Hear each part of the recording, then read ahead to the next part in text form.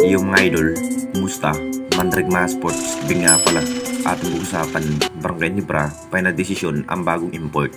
At Scotty, kumpiyansa pa rin ngayong season. Pero bago nga yan, kung bago pa sa aking channel, huwag mong kalimutan na subscribe at click ang notification bell para like ang updated sa latest upload na natin. So talagang magiging consistent na nga ba ang magiging performance ng ating Barangay Nebra ngayong season mga idol, dahil masyadong abala pa rin itong si Coach Tim kung paano pa nga ba patibayan sa bawat laro ang Jinkings. Masasabing nagiging impact na nga ba sa pagkapanalo ng ating Barangay Nebra laban sa upunan ng Inlex sa mata ni Coach Tim mga idol.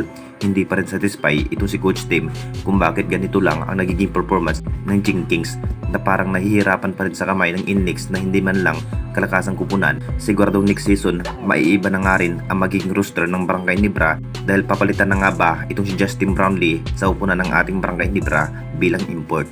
Alam na nating lahat mga idol sa naging performance sa nasabing import, maganda pa rin ang kanyang naging hustle play kung bakit sa nagiging bawat laro, pero posibleng papalitan na nga ba ito si Justin Brownlee bilang import ng Barangay Nebra next Governors Cup. Balak sana ng Jinkings kukunin na nga ba ang magiging new import na si Andrew Nicholson mga idol, ang dating B Area Dragons. Talagang siya na nga rin ang i-recommend ng Barangay Nebra bilang import ng Jinkings. Hinihintay pa rin ang lahat mga idol kung ano pa nga ba ang magiging plano kung kukunin na nga ba bilang import ito si Andrew Nicholson ng Barangay Nebra, dahil mahusay rin sa outlet shooting, makapagtala pa rin ng 30 points ang kanyang maiitala. Siya na nga rin sana ang magiging import nung nasuspinde ito si Justin Brownlee, pero ngayon pa lamang po sa susunod na next season mga idol, talagang final decision na nga rin, siya na nga rin ang magiging bilang import ng ating Barangay Nebra.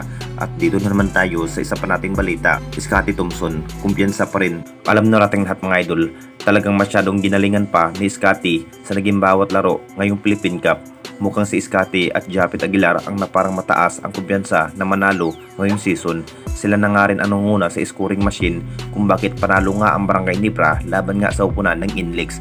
Nakita naman nating lahat sa kakayanan itong si Scotty, kumpiyansa pa rin na magwawagi ang Jinkings kung matutuloy ang magandang performance ang ipinakita sa upunan ng Barangay Nebra sa naging bawat laban. Ito na rin ang inihintay ng lahat kung ano ang magiging performance ni Scotty. Hinahangad pa rin na makuha ang kampyonato.